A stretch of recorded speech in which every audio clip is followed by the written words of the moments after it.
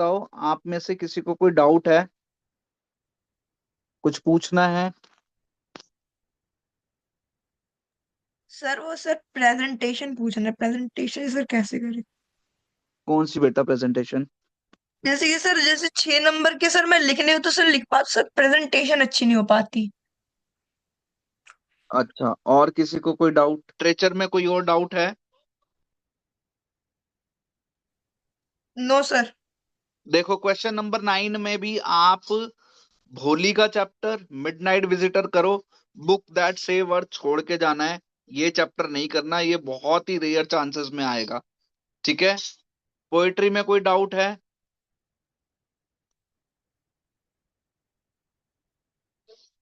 अच्छा, मेरे को ये वाला क्वेश्चन बताओ, ये कैसे करोगे, इसको अटेम्प्ट कैसे करोगे, ये 5वां क्वेश्चन, इसको बताओ।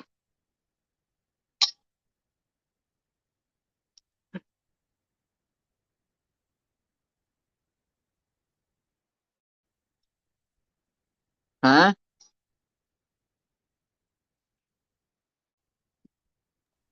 सर बताओ इसमें बच्चे। पहले सर पहले इसमें सीगल के बारे में बताएंगे और उसके फेयर के बारे में हाँ सर, बताएंगे। सीगल की सर कैरेक्टरिस्टिक्स, जैसे कि सर वो फियरलेस था, वो डरता था उड़ने से। हाँ।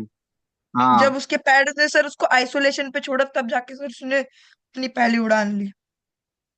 ठीक है। लेकिन अगर आप पहली लाइन पढ़ो, flying is a natural act in the birds, then why was the young seagull exhausted by the strange exercise? इस लाइन का आंसर देना है। क्योंकि सर उसे सर डर लगता था फ्लाइंग से। हाँ, उसे लगता था तो कि हम अगर डर। वो उस क्लिफ हाँ। से कूदेगा तो उसको हार्म पहुंच जाएगा, मतलब उसको चोट हाँ, वोट लग सकती है। तो इसमें एक लाइन थी ना, he did not believe on his wings. समझ आया? है ना? अब जैसे नितिन ने नीचे लिख कर दिया, लैक ऑफ कॉन्फिडेंस, ये वर्ड जरूर लिखो। कोवार्ड, है ना? He does not believe on his wings, he afraid, ऐसे वाले वर्ड्स लिखने हैं। ठीक है क्या? अफ्रेड लिखना है। समझ आ रहा है? लैक ऑफ कॉन्फिडेंस, इस तरीके के अगर आप वर्ड्स लेकर आओगे तो आपको मार्क्स मिलेंगे। ठीक है। सिर्फ कहानी लिखने से कुछ नहीं होगा। कहानी तो बेटा सब कोई लिख कर आएगा। आपको अगर नंबर लेने हैं तो आपकी वोकैबलरी भी तो चेक होगी ना फिर। समझ आ रहा है? अच्छा, इसमें आप बताओ, ये क्वेश्चन भी बहुत अच्छा है, डस्ट ऑफ स्नो का। देखो जरा,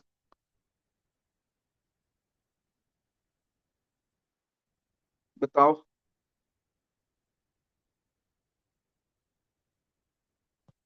कौन बताएगा? जल्दी बताओ, इतना टाइम मत लो।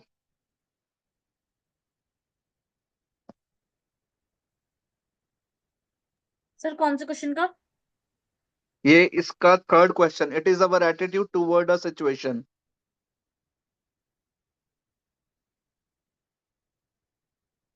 सर इसको तो ऐसे करेंगे कि मतलब हमें अपना पॉइंट ऑफ व्यू बताना, तो सबसे पहले तो यही आएगा कि yes I agree with that statement. और फिर हम उसको हाँ। एग्जाम्पल के तौर पे लेंगे डस्ट ऑफ स्नो की, जैसे उसके ऊपर एक छोटा सा स्मॉल इंसिडेंट इंसिडेंट जो था हाँ। उसके पूरे मूड को शिफ्ट कर दिया था उसमें। और ये 3 नंबर हाँ। का है, इसमें ज्यादा तो लिखेंगे नहीं। और यहाँ पे ये लिखेंगे हेमलॉक ट्री, और हेमलॉक ट्री के हाँ साथ बेटा, था। देखो, ये तीन तीन नंबर में इसने पूरी समरी पूछ लिया आपसे। समझ रहे हो? इस क्वेश्चन में इसमें क्या बोल रहा है, इट इज योर एटीट्यूड। हाँ, पोएटिक टोन अभी बताता हूँ, पोएटिक टोन क्या है। पोएटिक टोन भी बताता है, वो 6 वाले क्वेश्चन में आएगा। पहले इसको देख लेते हैं। तो यहाँ पर वो क्या बोल रहा है, दैट मेक इट पॉजिटिव और नेगेटिव। तो पॉजिटिव, अगर हम लोग सैड थे, जैसे जो पोएट था वो पहले सैड था, ठीक है, लेकिन जैसे ही उसके ऊपर डस्ट ऑफ स्नो गिरता है तो उसका मूड थोड़ा सा चेंज हो जाता है। तो आपको ये पूरा का पूरा ही लिखना पड़ेगा। ठीक है।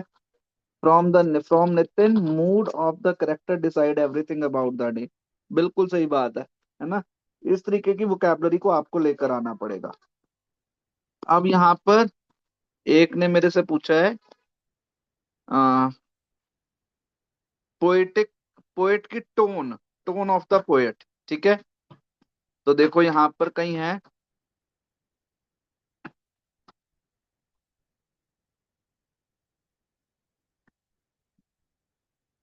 अच्छा देखो ये अभी एक हमने क्वेश्चन खोला है ना, पहले ये बताओ ये बी पार्ट कौन सी पोएट्री का है, अगर आपको ये पता हो तो।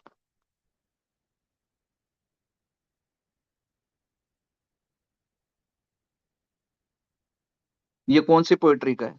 Very good, the ball poem, ball का नहीं, द बॉल पोयम, पूरा जो करेक्टर वो चैप्टर का नाम है, पोएट्री का नाम है वो द बॉल पोयम है। अब इसमें अगर आप देख रहे हो, पहला question, when the poet says no one buys a ball back, no one buys a ball back, what does he refer in to the context of the poem? अब बताओ इसका क्या मीनिंग है? ये तो पहली लाइन है, इसका क्या मीनिंग है? बाइज अ बॉल बैक, कि आपको दोबारा से कोई खरीद के नहीं देगा, इसका क्या मीनिंग है, जल्दी बताओ। इसका मतलब हो जाएगा कि the he wants the boy to be responsible, and जो बच्चे होते हैं, जो चिल्ड्रन है, they lost the ball every time, but their parents or their guardians will never bring them ball every time they lose, जो भी वो अपनी बॉल्स खोते हैं उनको बार बार कोई लेकर नहीं आएगा, ठीक है। इसके बाद देखो यहाँ पर क्या है, complete the sentence with an appropriate option, the line from the poem tell us that the boy is experiencing. अब इसमें बताओ, इसी में टोन वाला क्वेश्चन भी इसी में ही आ जाएगा, जल्दी बताओ इसमें क्या पता चल रहा है? बच्चा कैसा है, डिस्ट्रेस है, टेरर है, रियलाइजेशन है? रियलाइजेशन कैसे है बच्चे? रियलाइजेशन का मीनिंग क्या होता है? रियलाइजेशन मतलब कि किसी गलती के हो जाने के बाद हमें जो फील होता है उसको पछतावा कर रियलाइजेशन कहते हैं। सर, हाँ, पछतावा कर। तो इसको कैसे पता चल रहा है कि यहाँ पे रियलाइजेशन है, इस वाली लाइंस में कैसे पता चल रहा है? वो लाइन बताओ मेरे को। सर इस जैसे कि लाइन में लिखा हुआ है कि कोई भी उसको बॉल वापस नहीं दिलाएगा, मतलब कि अब उसको रियलाइज हम्म। हो चुका है कि एक बार कोई चीज खो गई तो उसको बार बार कोई दिलाएगा नहीं उसे, हाँ उसको हाँ, ये रियलाइज हो वाली चुका है लाइन है ना, खोने का। देखो यहाँ पर एक लाइन और है, ही इज लर्निंग, ये जो वर्ड आ रहा है ना, he is learning how to stand up, यहां से हमें पता चलेगा।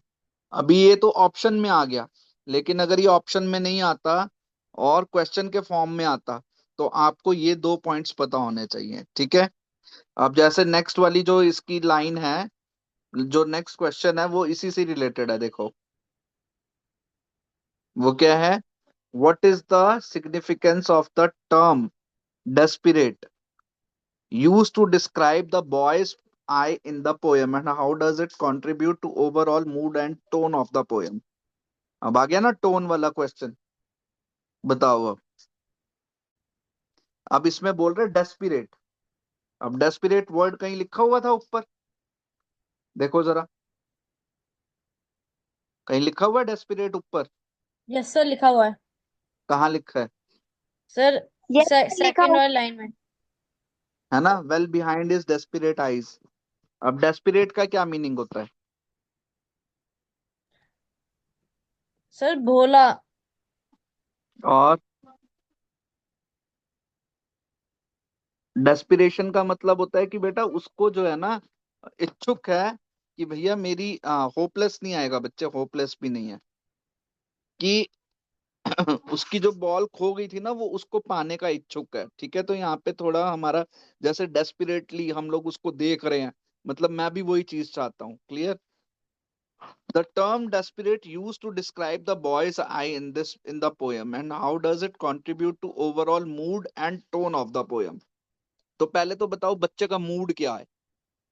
अब अगर तुमने ये पकड़ लिया ना, तो तुम्हें समझ आ जाएगा इसका मूड क्या है बच्चे का। बच्चा सर खुश है, सैड है। नो सर, सैड सैड है, और ठीक है। अब टोन क्या आएगी, टोन, जो पोएट की टोन है वो क्या है, इसमें उसने उसको डांटा है, जैसे कि अमेंडा में उसकी मदर उसको डांट रही थी। इसमें पोएट ने उसको डांटा है क्या?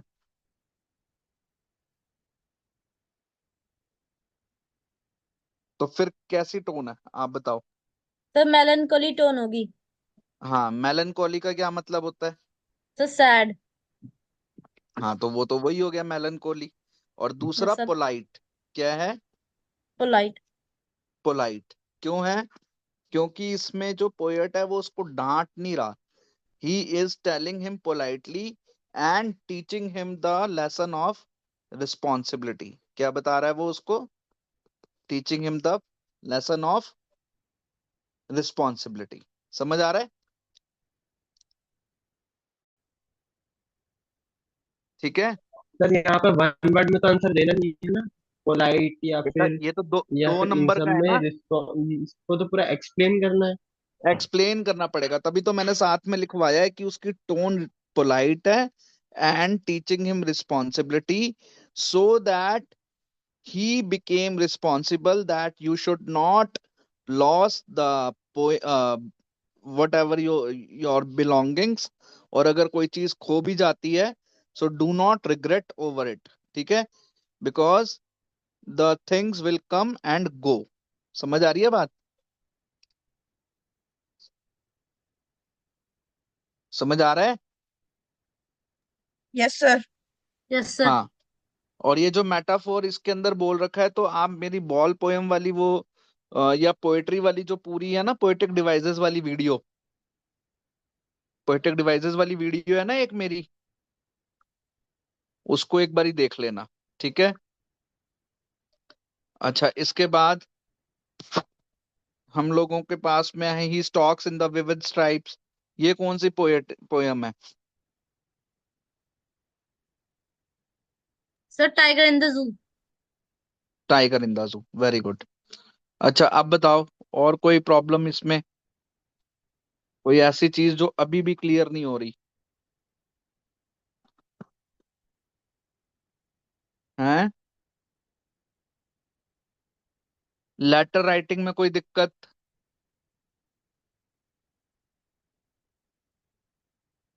लेटर राइटिंग में कोई दिक्कत? No sir. पक्का? Yes sir. का सर नहीं कोई पर बस इसमें डाउट। ये था कि जो फर्स्ट लाइन होती है उसमें तो हम यूज करते through the column of your steam and widely read newspaper. इधर हाँ, वाइडली रीड न्यूज़पेपर की जगह पे क्या आएगा? Through the column of your esteem newspaper कर दो, वाइडली की कोई जरूरत नहीं है। वो सिर्फ वो एक तरीके से अपने वर्ड लिमिट इंक्रीज करने हैं तो करो, अदरवाइज उसकी कोई रिक्वायरमेंट नहीं है। सर एक बार इनफॉर्मल लेटर का बता दो। सर वैसे बेटा ऐसे ऐसे देखो, क्वेश्चन आते हैं ना आपने कि write a letter to your, क्या चीज? वो मैंने अभी पूछा ना तो उसमें हमें अगर कभी ऐसे बोलते हैं कि write a letter to your MLA of your city towards the e waste management, जो कि इससे पहले वाले हाँ नंबर हाँ, वो में था। क्वेश्चन बहुत अच्छा है, ई वेस्ट मैनेजमेंट वाला। ठीक है sir, the length of paper how do we manage. ये आज मैंने एक अरशद भैया, एक मैंने वीडियो अभी अभी अपलोड करी है टाइम मैनेजमेंट के ऊपर। एक बारी वो चेक करो, उसमें आपको पूरी चीज समझ आ जाएगी। अच्छा, पाठक पूछ रहा था, एक एमएलए को हमने ई वेस्ट के लिए लिखा है। ये बहुत अच्छी लेटर इससे है, ये पहले आज वाले दोपहर को पेपर में मैंने, है जो अभी आपने हाँ, लिखा था। आज एक एक बच्चे की मैंने दोपहर को भी चेक भी करा है, यही वाला क्वेश्चन। ठीक है। इसमें क्या करना है, आपने अपना एड्रेस लिख दिया। ठीक है, सेंडर एड्रेस, फिर डेट डाल दी, फिर एमएलए को आपने लिख दिया। ठीक है। अब जैसे हम लोग लेटर टू एडिटर में the through the column of your esteem newspaper लिखते थे, यहाँ पे आपने लिखना है, I am the responsible citizen of the city या फिर area and I would like to draw. अब सीधा सीधा वही लाइनें लिख दो, I would like to draw your kind attention to words that and that and that. बाकी पूरा फॉर्मेट जो है ना, वो लेटर टू एडिटर की तरह ही है। बस लास्ट वाले में आई होप से स्टार्ट कर देना। I hope that you will take care या look into the matter soon and give us the solution which is which is required. समझ आ रही है बात? Yes sir. हम्म।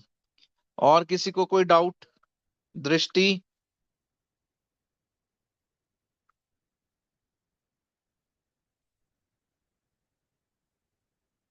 बताओ। कीर्ति का कोई मुश्किल है तो बताओ जल्दी से।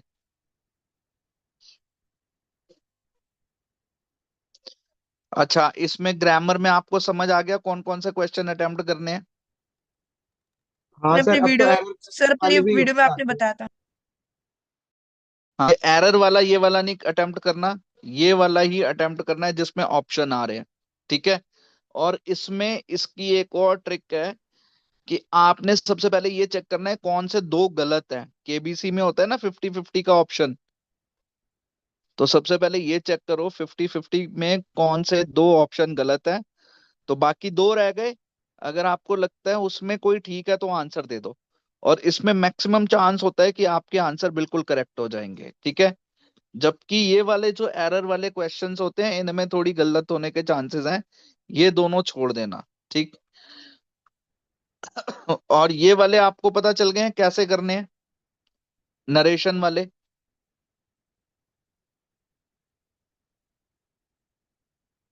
नरेशन वाले आपको पता चल गए कैसे करने हैं? हाँ सर। Yes sir. हाँ जी। हैं? यस सर, कर पता चल गया। हाँ, और ये चीज एक और देखो, बड़ी अच्छी बात पता है क्या है, कि जितने भी सैंपल पेपर हैं उन सब का जो पैटर्न है ग्रामर का, वो सबका सेम है ना?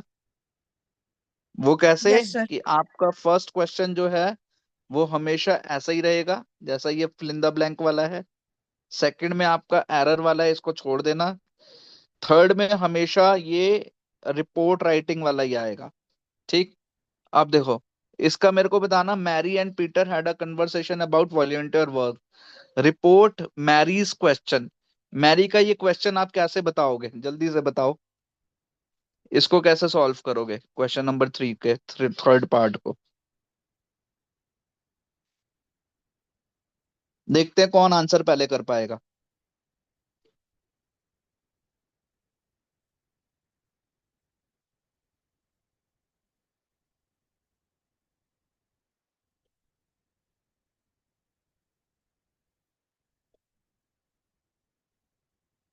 चुप हो गए, कोई भी नहीं आंसर दे रहा?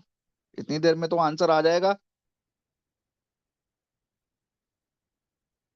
और इसमें तो कुछ भी नहीं है। मैरी ने किससे पूछा क्वेश्चन? Mary asked Peter. हाँ, आगे। Mary asked Peter. अरे इतनी तो हो जाएगा यार। What Mary kind asked of skills? हाँ। Mary asked Peter which kind of skills क्या had चीज? आवाज Mary कट रही है asked तेरी। Mary asked Peter हाँ। Mary asked Peter skills which kind of skills had he imbibed from his volunteer नहीं from that नहीं volunteer. नहीं नहीं। पार्ट वो बताओ, रंजन या नवारी जल्दी से बताओ।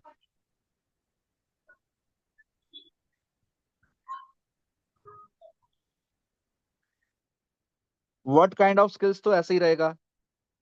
मैरी आस्क्ड पीटर विच, विच क्यों आ गया बच्चे? व्हाट है ना यहाँ पर, उसको थोड़ा ना चेंज करना है हमने,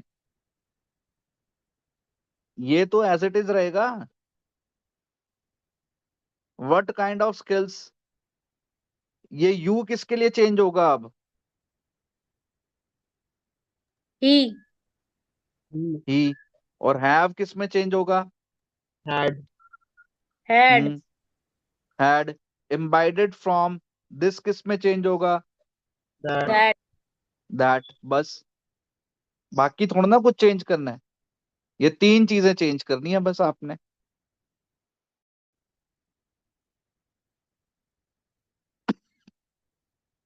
नेक्स्ट क्वेश्चन देखो जरा जल्दी से। Why did you opt for a career in the journalism? I could not resist my love for storytelling, my desire to expose the truth. ठीक है। तो ये एडम और एमा, एमा गर्ल हो गई और एडम जो है वो बॉय हो गया। अब इसमें इसका ऑप्शन बताओ फटाफट से। एडम आस्क्ड एमा, बताओ। अब पहले यहाँ पे देख लेते हैं क्वेश्चन क्या पूछा। वाई डिड यू ऑप्ट, अब जल्दी से बताओ। वाई तो वाई रहेगा, ठीक है। यू किस में चेंज होगा? ही शी शी। और डिड कहाँ जाएगा? डिड आ गया, पीछे आ जाएगा। हाँ तो क्या लगाऊं यहाँ पर मैं?